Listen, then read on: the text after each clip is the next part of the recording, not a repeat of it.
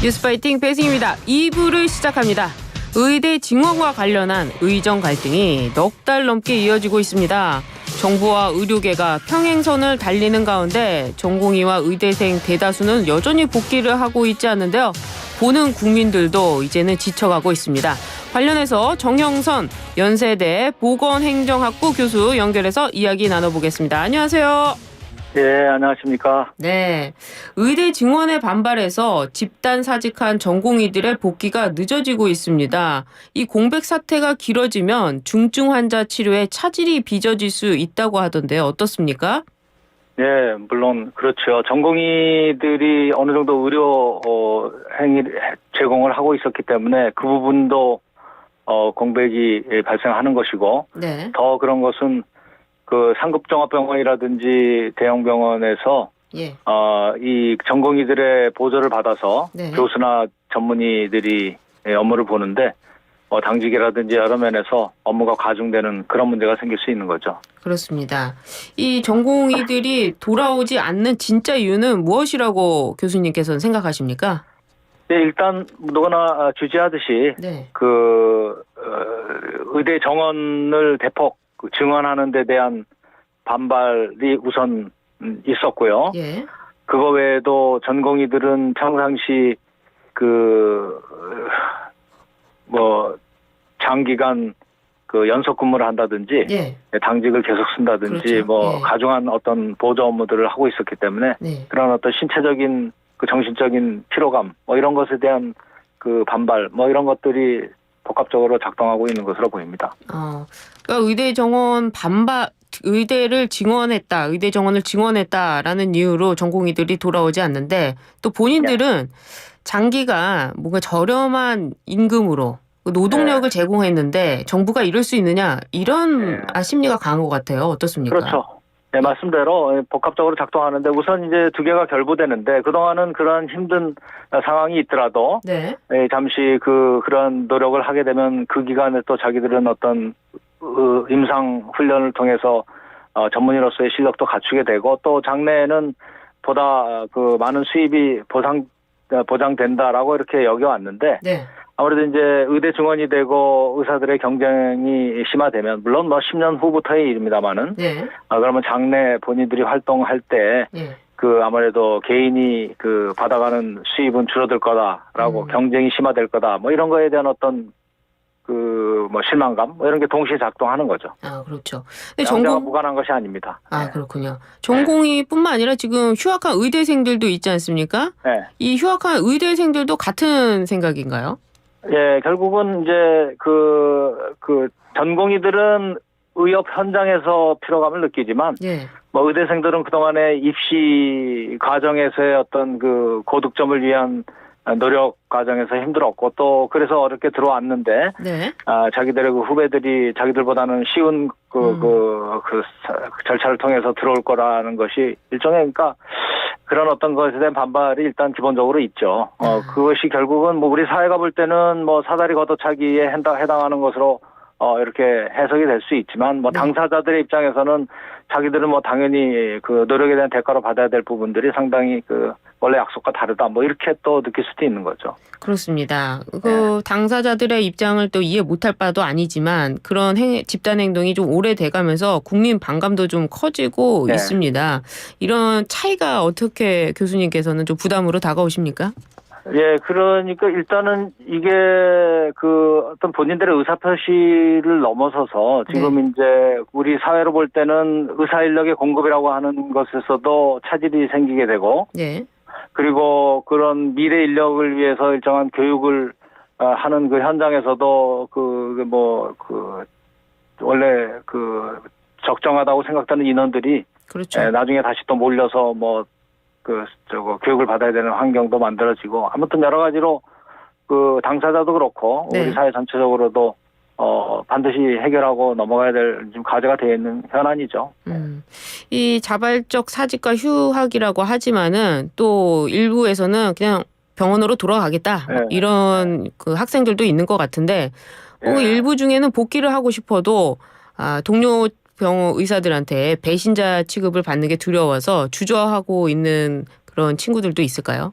예, 그렇죠. 뭐 당연히 그들 사이에는 뭐 이 주장이 아무래도 의대 증원이라고 하는 것은 이제 뭐 그런 심리적인 거 외에는 네. 앞으로 뭐 경쟁이 심화되고 하는 것은 그들로서는 아주 10년 후 미래의 얘기인데 일단 그 주변에 같이 그 휴학이라든지 이런 그 저기 일종의 그렇죠. 그 의사 표시에 동참했던 그런 사람들 놔두고 본인들만 돌아오기가 상당히 어려워서 뭐 그런 부분들도 있는 거죠. 전공의도 그렇고 네. 의대생들도 그렇고 그런 것은 공이 있는 상태입니다. 그렇군요. 이 전공의 단체는요, 의대 증원 백지화 등을 포함한 7대 요구사항을 정부에 제시했습니다. 그중에 좀 네. 눈에 띄는 것은 불가항력 의료사고에 대한 구체적인 법적 대책 제시, 또 열악한 전공의 수련 환경 개선, 전공의에 대한 부당한 명령 철회와 사과 뭐 이런 것들이 있는데요. 네. 지금 정부와의 대화 이게 뭐 시도가 되고 있는 겁니까?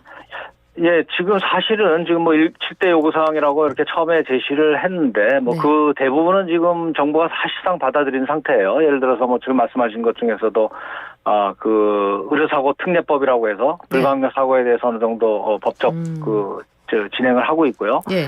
뭐 열악한 전공의 수련 환경 개선을 위해서는 획기적으로 지금 물론 뭐 일정한 예산 반영을 위해서 시간이 필요합니다만은 그래도 분명하게 지금 정부가 개선책을 이미 진행을 하고 있는 거고요.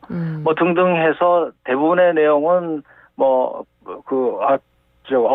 개시 명령이라든지 기타 행정 처분 같은 것도 대부분 진행을 하지 않고 있기 때문에 사실상 불이익이 없는 상태인데 네. 다만 이제 그 요구사항 중에는 지금 문제 발단이 됐던 의대 증원에 대해서 전면 백지화하라는 게 들어가 있어요. 뭐 근데 이 부분은 그 정부로서도 이미 할 권한조차 없을 정도로 이미 진행이 돼 있는 거고 이미 입시 문제로 변환된 상태이기 때문에 이것은 어차피 받아들일 수 없는 그 요구를 하고 있는 거죠. 그럼 네, 말씀하세요. 받아들일 수 없는 요구를 한다는 건 그냥 대화를 안 하겠다는 겁니까? 근데 결과적으로는 그렇게 되는데 뭐 당사자들은 이미 이제 내질러 놓은 어떤 요구 사항이 있기 때문에 뭐 그 부분을 어느 정도 정리를 하고 들어와야 되는데 자꾸 이제 그동안은 뭐 사법부도 나서서 지금 이 문제에 대해서 판단을 하느라고 일정 기간 그들이 기대감을 또 자극한 측면도 있고 또 지금 국회에서도 뭐 아마 오늘이죠. 네. 또 다시 뭐 청문회를 한다 그러니까 또 그걸 기대하자고 전공의들이 의사들 사이에서는 지금 그러고 있거든요.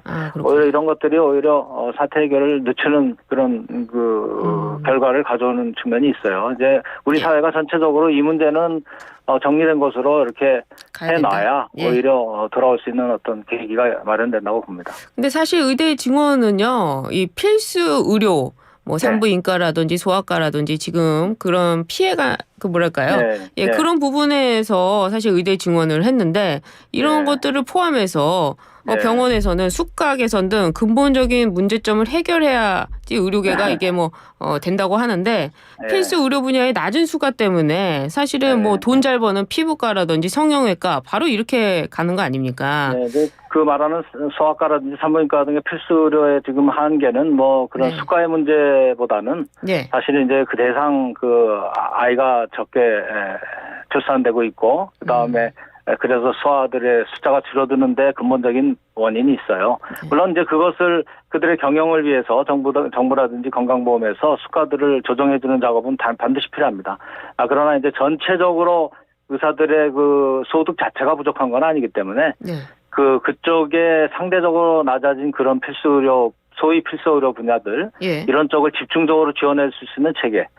이거는 이제 상당히 복잡한데 무슨 환산지수 계약이라든지 여러 가지 건강보험 내부에 그 수가에 대한 어떤 절차의 조정을 통해서 상대적인 그들의 박탈감을 해소해주는 방향으로 해결이 돼야 되고 이를 위해서 지금 뭐 의료개혁 특위라든지 여러 곳에서 구체적인 그 예산 배분이라든지 뭐 이런 문제가 진행이 되고 있어요. 전공의의 그 월급도 그렇고요. 사실은 전공의가 정말 뭐 뼈를 갈아서 이런 표현을 많이 쓰더라고요. 뼈를 갈아서 그동안에 의대를 지원해 왔고 병원을 도와줬는데 사실은 수가가 굉장히 낮은 것은 문제점으로 지적되어 왔었는데 수가가 낮은 게 그 문제는 아니다 이렇게 말씀하시네요. 그거보다도요. 이제 전공의는 수가의 문제가 전반적인 수가라고 하는 거는 이제 병원에 들어가는 거고요.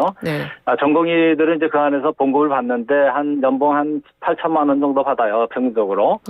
뭐 그것이 우리 사회 전체적으로 낮은 것은 아니나 그러나 그 전공의들이 투입된 시간에 비해서는 이제 상당히 열악하고 또 같이 그 자기들이 보조하고 있는 전문이라든지 이런 쪽의 수입이 또 그보다 한 서너 배 되기 때문에 뭐 그런 것에 대한 상대적인 박탈감이 있는 거예요. 그렇기 때문에 뭐 수가가 전반적으로 낮다라기보다는 그 필수 의료에 해당하는 아까 말씀 소아과, 산부인과라든지 이와 같이 네. 이제 환자들이 상대적으로 적은 쪽에서 상대적인 박탈감 이 부분은 이제 해결하는 쪽으로 가야 된다는 얘기죠. 그렇군요. 지금 무기한 휴진은 좀 잦아드는 추세입니다. 이 예, 예. 무기한 휴진이 재점화될 가능성은 있습니까? 저는 뭐 그 휴진을 한다고 할 때부터 이미 수많은 언론 인터뷰와 그 신문에 그 기고 등등을 했지만 지금 현재 의대 정원이 확정된 상황에서 네. 그 이미 명분도 많지 않았는데 예. 실리조차도 없는 그런 상황이기 때문에 네. 앞으로 뭐 휴진은 별 의미가 없는 거다 이렇게 생각을 하고 있어요. 이제 알겠습니다. 거의 소강 상태입니다.